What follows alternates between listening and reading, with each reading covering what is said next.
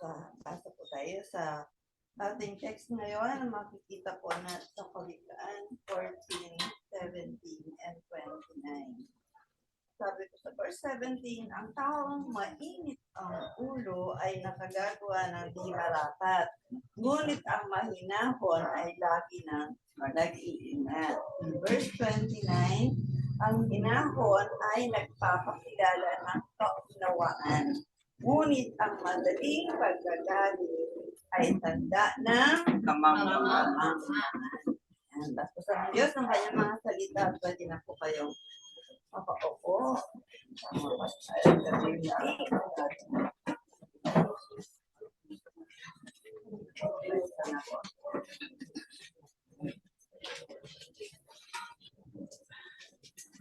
Sino po dito yung yung madaling magaling, madaling mag-init ang ulo. Yun po yun. Yung madaling mawala ng pasensya.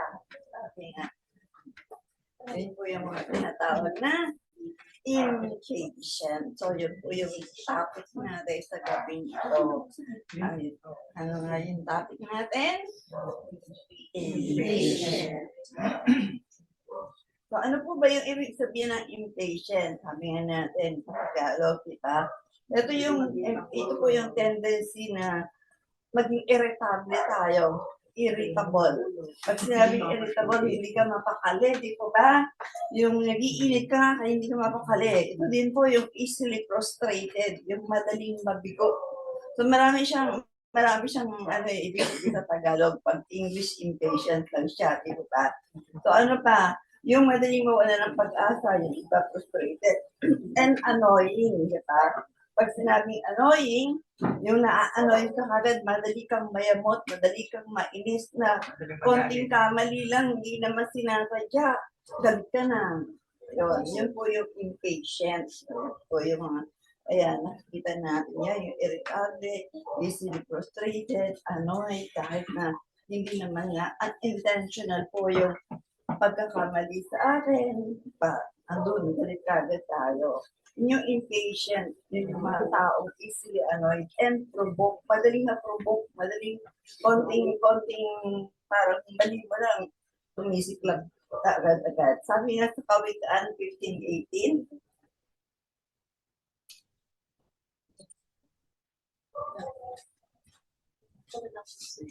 Kawikaan 15:18, ang mainit na ulo ay humahantong sa alitan, ngunit pumapayapa sa kaguluhan ang mahinahong isipan. So, yun po yung nagagawa pag mainitin yung ulo po natin.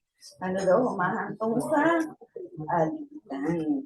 So, what makes us impatient? Ano ba yung mga nag-trigger? Bakit madali mag-init yung ulo natin? Bakit madali tayong magalit? Bakit yung, what makes us impatient? So, number one,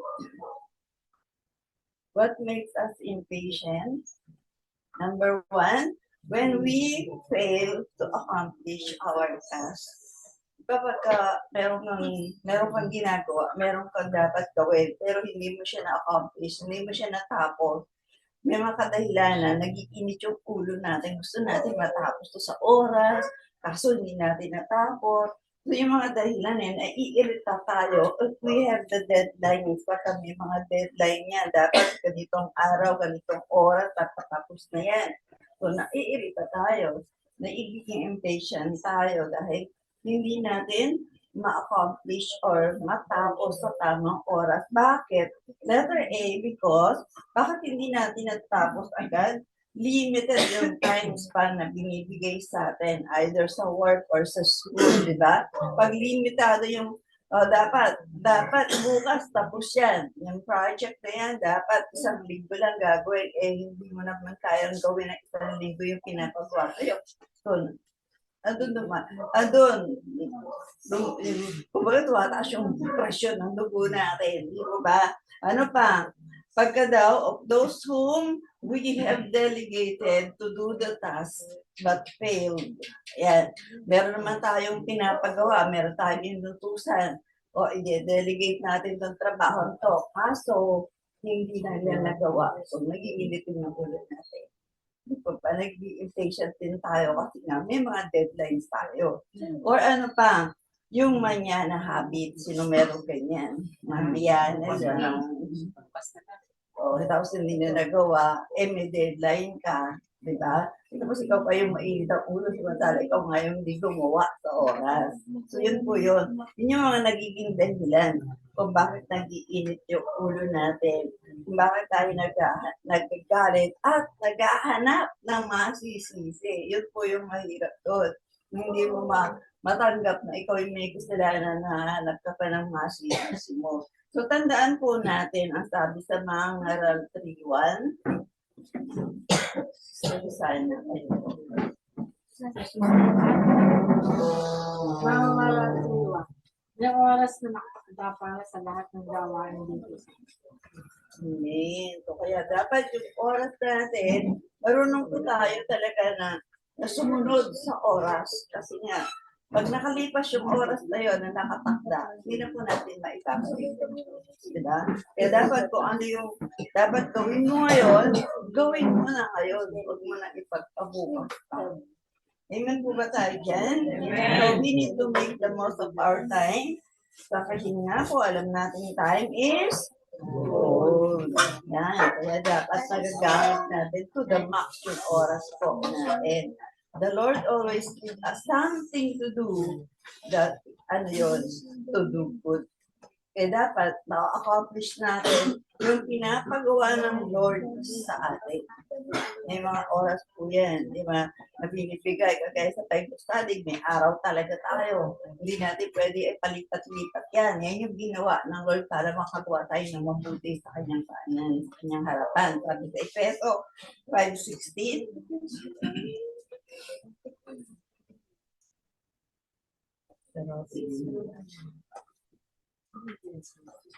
kadasa nila balmay. Ephesians 5:16. Huwag ninyong sayangin ang panahon niyo. Gamitin niyo ito sa paggawa ng mabuti dahil maraming gumagawa ng kasamaan sa panahon ito. Amen. O diba? Huwag daw natin sayangin yung panahon, yung oras, yung araw, dito ba? Saan natin gagamitin? Sa paggawa ng mabuti.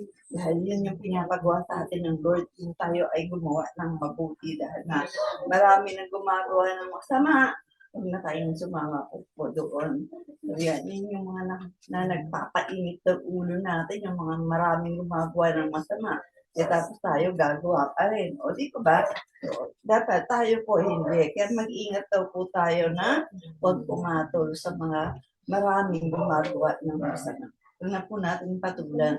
Learn to control ourselves para magawa po natin na maayos yung pinapagawa sa atin ng Panginoon. O kung sino man, yung boss natin, or sa school, yung mga teacher natin, professor natin. So para magawa po natin na maayos, control ourselves. Hindi yung, pag naginit na kasi yung ulo natin, wala na di ba? Sira na yung trabaho mo. Kaya dapat marunong tayo mag-control ng sarili po natin. Number 2, ano daw yung nagpapainit ng what makes us impatient? Ano yung nagpapainit ng ulo natin? When someone betrays us. Napakasakit dito na nakakainit ng ulo yung mga traitors, yung mga ipokrito, diba, na maganda sa harapan mo, pagtalikod, iba na yung sinasabi. Sasakay ka na sa likod. Di pa pag nalaman mo yon, matutuwa ka ba? Na after nagawan mo ng mabuti, eto pa ang susukuli sa'yo. Di ba? Nabitirahin ka. Patalikod ang mabuti. Sana kung harapan, makakasagot ka Kaso patalikod Hindi pa nakakapag-init ka na talaga ng ulo po yun. Amen po ba? Amen. Parang walang matutuwa pagka ganun, di ba? After trusting them, sisiraan ka. Yun po yung masakit. So, avoid natin yung mga ganung tao para hindi tayo ma-provoke. Kung alam mong ganun yung tao, huwag mo nang patulan, huwag ka na makipag-mingle sa kanila. Kasi alam mo na nga na sa harap mo lang yan mabuti. Pagtalikod mo Kung anong sinabi mo pagdating sa kabila, binaligtad ka Di po ba? Kaya po, huwag na tayo tayo makapag-mingle para hindi mag-init yung ulo natin at para hindi tayo makaaway. Sabi nga sa awit 26 verse 4, Awit 26:4. Di ako nakikisama sa walang kwentang tao. Hindi ako nakikiisa sa mga hipokrito. di ba? Huwag na daw po tayo makisama. Huwag na tayong makiisa sa mga ganyan klaseng tao. Kasi nga, yun yung magiging sila yung magigisani para uminit ang ulo natin eh. Sila yung makakapagbigay ng stress po sa atin. Kaya mayroon ako nakausap na inis na inis siya sa kanila. Ang dami nagme-message sa kanya na hindi maganda sa tulad ng patulan. Huwag mo na sakutin. Diba? Ano po ba yung magiging motibo natin para siraan ang ibang tao sa isang tao? Anong motibo mo? Huwag mo na lang pansinin. Huwag mo nang sakutin para hindi ka ma-stress. So, pumatol tayo dahil din po yung malulugi. Na po, only Jesus our Lord ang talagang pwede nating pagkatiwalaan. Po, yun po yun. Siya yung pwede natin i-trust. So, meron din naman tayong mga kapatiran na mapagkakatiwalaan. Pero sa panahon na to, hindi natin alam kung sino.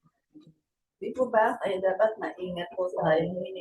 O ano yung sinabi mo kuminsan, pagdating sa kabila, ang dami ng dinagdag eh. O kaya nga, pagdating sa kabila, binagdag ka na eh. Kaya dapat marunong po tayong mas ingat kung sino yung pagkakatiwalaan natin ng mga sekreto po natin. Amen po ba? Sabi sa awit 4, 4-5. Awit 4, verse 4-5. Verse 4, huwag hayaang magkasala ka ng dahil sa galit. Sa iyong silid, pag-isipan, ikay manahimik. Verse 5, nararapat na handog inyong ialay. Pagtitiwala nyo'y kanilang ibigay. Ayun. So, kanina tayo dapat magtiwala? Yahweh. Siya lang yung pwedeng magtago ng sekreto po natin. Di ba? Hindi papamalita ng Lord yun. Pero pag tao, ay nako, bihira ka makaasa na yung sekreto mo, nandoon, nakasikreto talaga. Di po ba? Kaya ganun po, di ba? Yun yung sabi, di ba? Huwag ano daw yun? Huwag hayaang magkasala ka ng dahil sa galit. O, di ba? Kaya tayo po yung iiwas talaga sa galit. Dahil tayo din yung maapektuhan. Number 3, ano pa daw po yung dahilan? Bakit tayo nagiging impatient? When we lack spiritual power. Yung kahit gusto mong gawin, kaso nangihina ka or wala kang kakayanan para gawin mo isang bagay, di ba? Katulad ni Sister Malunong na disgrasya yung paa niya. Gusto niyang maglinis, hindi niya siya makalinis. Nakakainit ang ulo, di ba? Kahit yung mother din ni Sister Rosie, nabalian. Hindi na siya ngayon makagawa ng mga pili, gano'n. Iinis siya kasi hindi niya na magawa ay gusto niyang gawin. So, ganun po, nangyayari po sa akin talaga yun. Nanghina ka, lalo na po nag-skip ka, gusto mong may gawin ka, hindi mo na magawa. So, yun po nagiging dahilan kung bakit tayo ay nagiging impatient. Dahil sa weaknesses po natin or kahinaan or kakulangan ng kakayanan para po magawa natin ang isang bagay. Sabi sa awit 142:4, Sa aking paligid nang ako'y lumingon, wala ni isa man akong makatulong. Wala kahit isa na magsasanggalang ni magmalasakit na kahit sino man. yun ang napakipakit. Kapag dumating tayo doon sa kahinaan na walang gustong tumulong sa atin, diba lalong nakakasakit ng loob, lalong nakakagalit. Di ba ba, nung malakas ka, tumutulong ka sa kanila. Pero nung time na ikaw yung nangangailangan, wala sila. O, nakakatuwa po ba yun? Siyempre yan po. Di ba?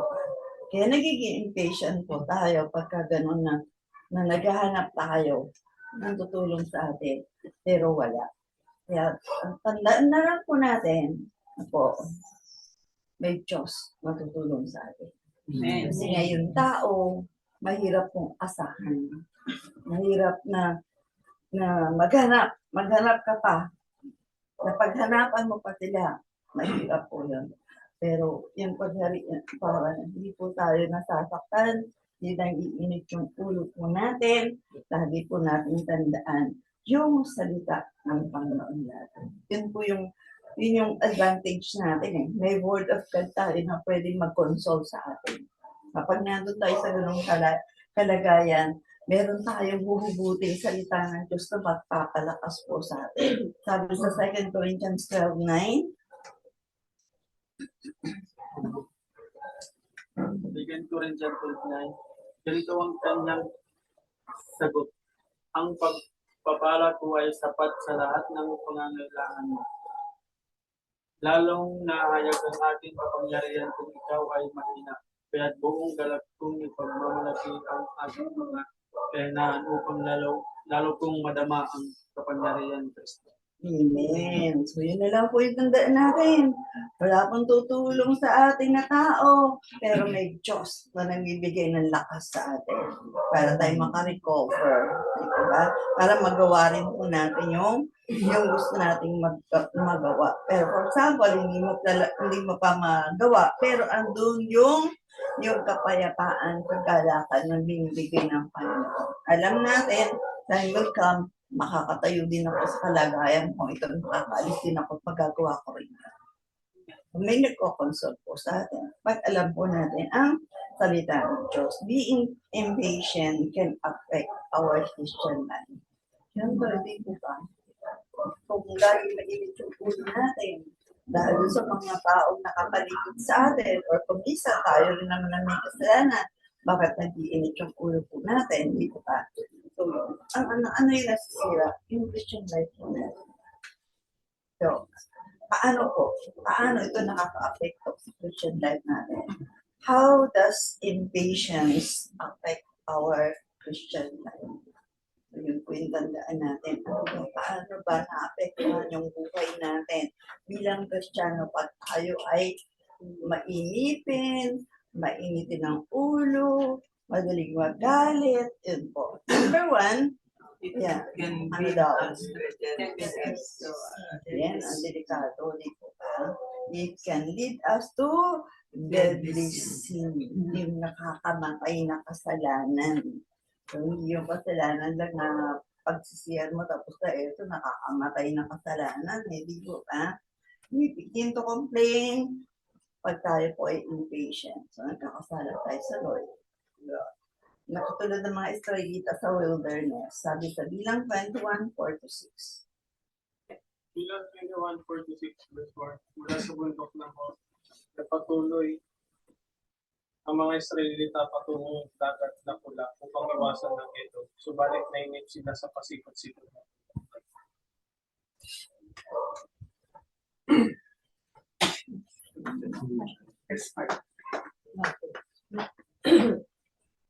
Verse 5, nagreklamo sila sa Diyos at kay Moises, inilabas mo ba kami sa Ehipto upang mamatay lamang sa ilang na ito? Wala kaming makain ni mainom. Suyang-suya na kami sa walang kwentang pagkain. Verse 6, dahil dito, pinadalhan sila ni Yahweh ng mga makundag na ahas at maraming Israelita ang natlaw. Ayan, ako, busy talaga di ba? Nagreklamo sila sa Lord. Pero wala na nga silang ginagawa. Naglalakad lang sila. Kaya lang naman, ano ang purpose ng Lord? Bakit sila pinaikot-ikot? To test them. To test yung patience nila. Di ba? Kasi ayaw din naman, pagka yung shortcut lang sa shortcut sila idinaan ng Lord, pag nahirapan sila, babalik ulit sila sa Egypto. Ayun po yun eh. Kaya nung ginawa ng Lord, pinaikot-ikot sila. So, na-test yung patience nila. So, dahil sa reklamo, binabaliwala nila yung biyaya ng Lord na binibigay sa kanila na hindi nila kailangan magtrabaho pero may pagkain sila, di po ba? Pero reklamo pa rin. So, anong ginawa ng Panginoon? Nagpadala ng makamandag na ahas. Tinuklaw sila, namatay. Gusto po ba natin yun? Reklamo pa tayo. So, kung anong meron tayo, dapat Yun eh. Pag alam natin na dumadaan tayo sa pagsubok, tinitest lang ng Lord kung magpapasensya, kung gaano kahaba yung pasensya po natin. Yun po, dapat mapagtiisan po natin yun. Malampasan po natin nang hindi nag-iinit ang ulo natin, nang hindi nagagalit. Kaya po ba natin? Amen. Siyempre po, kung gusto niyo, kung ayaw niyo, di deadly sin po yun. Di ba? Kailangan, sa ayaw natin at sa gusto, kailangan natin kontrolin yung sarili natin para hindi tayo magkasala. Yun po yun. Yun po po. Pag nawala po kasi yung focus natin sa Panginoon, mawawala na po lahat eh. Mag-iinit talaga yung ulo natin. Once na nawala ka sa focus sa promises ng Panginoon. Di ba? Anong promise ng Lord? Sasamahan sila eh. Paano silang magugutom? Paano silang, yung, anong masamang mangyayari sa kanila, ikasama nila ang Lord. Parang katulad natin. Kasama ba natin ang Lord? Yes. Kaya kahit anong kahirapan yung dinadanas natin, huwag tayong mawala ng pag-asa, huwag tayong mainis, huwag tayong magalit kasi kasama natin ang Lord. Alam niya kung ano ang gagawin niya. Basta lang, yung promises niya, nasa isip natin, nasa puso natin, nakiklaim po natin yun. Amen po ba? Amen. So, pag tayo po talaga ay nawala sa focus ng Panginoon, mag-iinit at mag-iinit talaga yung ulo natin. Ano ba yung pangako ng Lord na dapat lagi natin nasa isip? Sabi po sa Matthew 6:31 to 32. Matthew 6:31 to 32, verse 31. Kaya't huwag kayong mag-alala kung ano ang inyong kakainin, iinumin o susuotin. 32, ang mga bagay na ito ang pinapahalaga ng mga taong hindi kumikilala sa Diyos. Ngunit alam ng inyong amang nasa langit na kailangan nyo ang mga bagay na ito. Amen. Ba, alam ng Lord eh, na kailangan natin yun. Susupply niya ba? Yes. Di ba ba? Kasi yung mga hindi kumikilala, yun yung nag-aalala, diba? Sabi ng Lord, huwag kayong mag-alala. Kung ano man yung kakainin mo, siya yung magsusupply ng lahat mo. So, Lord, wala kami kakainin mamaya. Mamaya may magdadala sila ng pagkain. Hiniwala po ba kayo? Pusubok po natin ang Panginoon. Huwag daw po tayo mag-alala para hindi mag-init ang ulo natin. Di po ba? Bahala ang Lord. Ano man ang kailangan natin? Bahala ang Lord. Amen po ba? Amen. O, pag wala talagang dumating na pagkain, ang sabi ng Lord, fasting. Diba? O, wala nang fasting. O, gusto ng Lord na mag-fasting ka siguro. Kaya hindi siya nagpadala ng pagkain. Hindi yung mag-iinit ang ulo natin. At nga, all things work together for good. And number 2, ano pa daw po? Ang magiging effect na ito, impatience can lead us to error. Kanina, deadly sin. Ngayon naman, error, di ba? Because of impatience on God's promises, like the Israelite, nag-commit sila ng mga error kasi hindi hinihintay or hindi nila kiniklaim yung mga promises ng Panginoon. Naiinip sila na ibigay ng Lord yung mga kailangan nila. Gusto nila orade, parang tayo kumisan. Pag nag-pray tayo, Lord, ngayon na. Sino ka ba? Kaya request nga eh. Request. Ano ba yung request? Command? Ino-command ba natin ang Lord? Of course na. Ang tanong, gusto mo ngayon na, bakit sumusunod ka ba ngayon? Ha? O ibalik sa atin ng Lord yan. Ikaw ba sumusunod? Pag sinabi ko ngayon, gawin mo to, ginagawa mo ba? Hindi ko ba? So, dapat request. Pag nag-pray tayo, request po yun. With humility, hindi yung, Lord, dapat ganito, Lord, claim ngayon na. Hindi tayo pwede mag-claim. Iyo ba yun? Para ma-claim? Di po ba? Hindi po tayo dapat mag-claim. Hindi dapat atin. Ang Diyos yung magbibigay kung para sa iyo. Nakukuha po ba natin? Di ba parang pag nagpunta ka sa sa supermarket or sa di ba may iiwanan ka doon na bagay. Pwede mo i-claim nyo kasi sa'yo yun. Pero yung prayer, hindi. Nangihingi ka sa Lord tapos sasabihin mo, Lord, dapat akin yan. Will ng Lord kung ibibigay sa'yo. Di ba ba? Ano dapat? I stand by your words, O Lord. I trust in your words. Kung ibibigay mo, isalamat. Yun po. Nag-i-stand tayo sa pangako ng Lord, pero hindi tayo nag-claim na kung anong gusto natin, dapat ibigay ng Diyos. Ganun po ba? Ganun po ba tayo manghingi? Dapat hindi. Salamat sa Lord kung ibibigay niya yung request po natin. Salamat, kaya nagpapasalamat na tayo.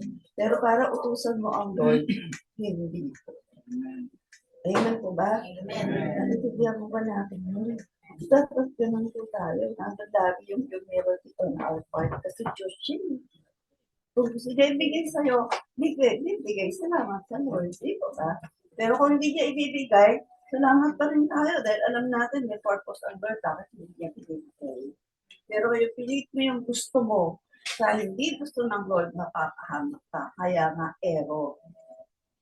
Kaya ma-error po tayo pag yung will natin, yung gusto nating gawin. Pag hindi natin sumunod yung Panginoon, nagpapos tayo ng disobedience sa Lord. Di ba? Katulad po ni Sarah. Di ba ang pangako ng Lord sa kanila? Pangako yun So, pwede mo i-claim pangako. Di ba? Kaso, pangako ng Lord magkakaanak kaya. Kaso, nag-impatient siya. Nainip siya dahil wala pa hanggang ngayon. Bakit ang tagal ng pangako ng Lord? Kumbaga ganon. Kaya anong sinabi niya kay Abraham? Sa Genesis 16, 2 and 3. Genesis 16, 3, verse 2, sinabi ni Sarah kay Abraham, dahil hindi pinahintulutan tayo ng Panginoon na magkaanak ako, mabuti pa siguro sumibing ka sa alipin kong babae. Baka sakaling magkaroon tayo ng anak sa pamamagitan niya. Pumayag si Abraham sa sinabi ng kanyang asawa.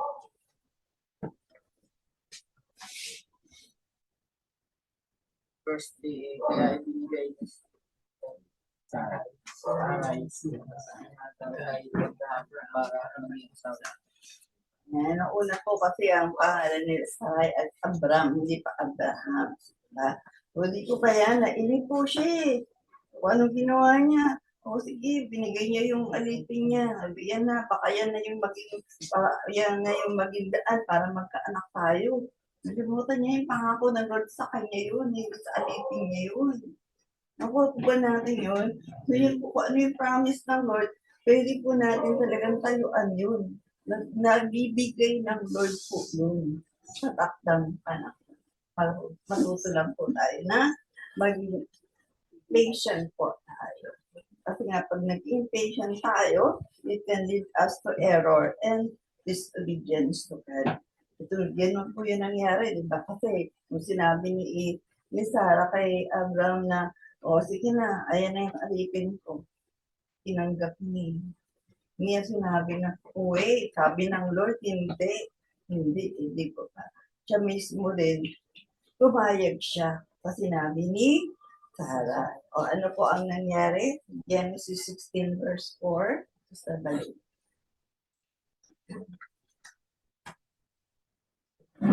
Genesis 16 po, at nagbuntis na si Hagar nang malaman niya ang Hagar na buntis na. Hinamak niya si Sarai. Ayun, yung error.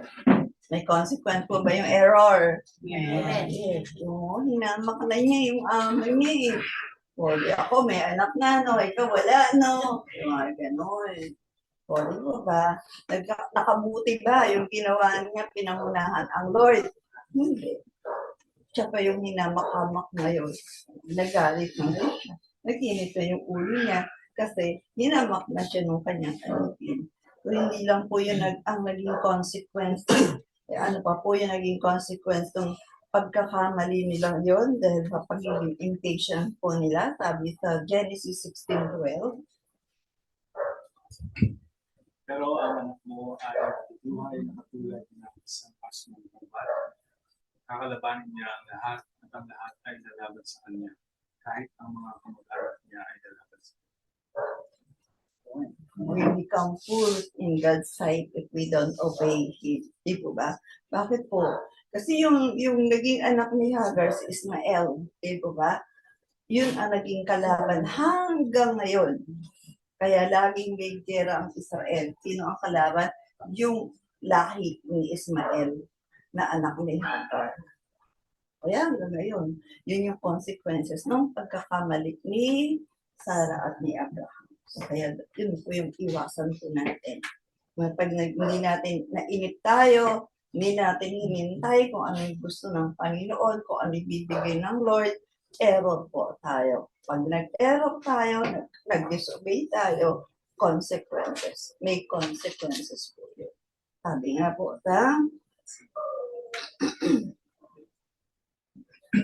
yun po yung mangyayari po sa atin. Isaiah 28:16. Isaiah 28 verse 16. At naitawasan natin ang Panginoon Diyos. Tunig kayo. Maglalagay ako ng batong pundasyon sa Sion. Batong maasahan, matibay at mahalaga. Ang mga sumasampalataya sa Kanya ay huwag maging padalos-dalos sa kanilang mga ginagawa. Ayan. O, diba? Huwag daw padalos-dalos sa mga ginagawa natin. So, pag kayong salita ng Panginoon nasa isip natin, nasa puso natin, hindi po tayo magpapadalos-dalos kasi hihintayin natin kung anong kalooban ng Lord. Di pa ba? Hindi tayo mag-i-error, hindi tayo mag-iinit ang ulo. Kasi alam natin, ang Lord hindi magpapabaya. Pangako niya yun, di po ba? Pero pag inunahan natin ang Lord, pag hindi natin, inunahan natin ang Lord at hindi rin natin nakuha, hindi rin tayo nagtagumpay, iinit ang ulo. Di ba ba? Kasi inunahan mo ang Lord. Pero pag hinihintay natin ang Lord, nandun din sa galakan, nandun yung kapayapaan kasi meron kang inaasahan mula sa Panginoon. So, yun po magiging resulta. Pag impatient tayo, ano magiging resulta? God's plans and promises will not be fulfilled in us. Gusto niyo po ba yun? Magmainit pa po ulo natin. Hindi po. Para sa ganun, lahat ng plano ng Lord, lahat ng promises niya, hindi po mangyari sa buhay natin. Pagpatuloy po tayo, naging impatient. Ayan. Gusto po ba natin yung plano ng Lord? Amen. Promises ng Lord. Amen. Baka tulad po ni Haring Saul. Ayan. Batayin muna natin sa unang Samuel 13:30-14. Samuel 13, verse 13, sinabi ni Samuel, kahangalan ang ginawa mo. Hindi mo sinunod ang utos na ibinigay sa iyo ng Panginoon, na iyong Diyos. Kung sumunod ka lang sana, ang sambahayan mo ang maghahari sa Israel habang panahon. Amen. Verse 14, pero hindi na ito mangyayari dahil nakakita na ang Panginoon ng taong susunod sa kagustuhan niya. At ginawa na siyang pinuno para sa kanyang mga mamamayan. Dahil hindi ka sumunod sa utos ng Panginoon. Amen po. May kapalit ka agad no? Ganon ang Lord Pag hindi ka sumunod, may kapalit ka. Sabi niya, pagka umalis ka, meron kang kapalit. Ganon lang po. Ano dapat yung pinapagawa sa kanya dahil hindi niya nahintay si Samuel. Dapat nag-o-offer sila Maghahabog sila. Dapat si Samuel ang gagawa. No. Kaso, hindi dumating sa takdang panahon. Yung oras talaga, hindi dumating si Samuel. O siya na nag-offer. Hindi naman yun ang utos ng Panginoon.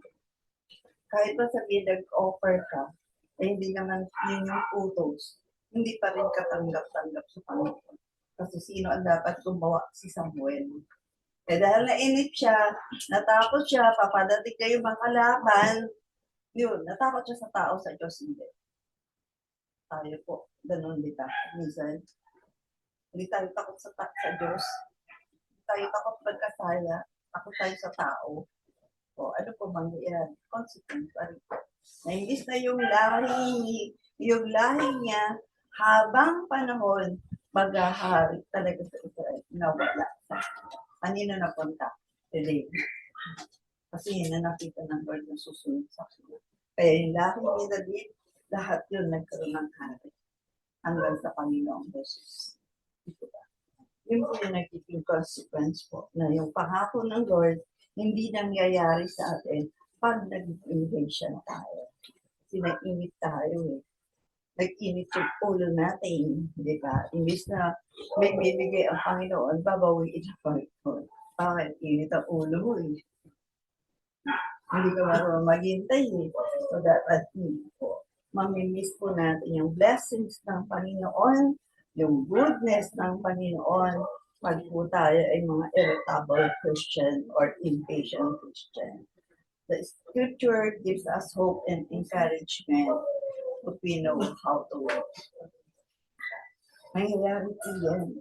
Ito sabi ng Lord, hindi babalik sa Kanya yung kanyang salita na walang kaminatang. Walang hindi nangyayari. So mangyayari. Dahil yung pangako niya, kailangan mangyari. Kailangan matupad sa buhay ko natin. Amen po. Para bumalik po sa Kanya. So nandun lang po. May God's timing. Kailangan po natin hintay. Sabi sa last verse natin, Romans 15:4. Ang lahat ng nakasulat sa kasulatan ng unang panahon ay sinulat para turuan tayo. At sa pamamagitan ng kasulatan tayo ay magiging matatag at manasalo at magkaroon ng pag-asa. So, kailangan po natin yung salita ng Panginoon. Amen po ba? Lahat ng nakasulat po para daw tayo ay turuan, para tayo matuto, para tayo tumatag, para lumakas yung loob natin, hindi mag-init ang ulo natin. Amen po ba? Amen. So, yun. Kailangan po natin matuto maging patient, hindi impatient. Yan po kailangan natin matutunan. Maging patient po tayo kung gusto po natin na matanggap yung promises ng Panginoon. So, medyo kumisa nagtatagal, pero dadating din po yun pag marunong tayo maghintay. So, ang tanong, how to be patient? Gusto niya po ba malaman? Amen. Balik kayo sa susunod. Dahil,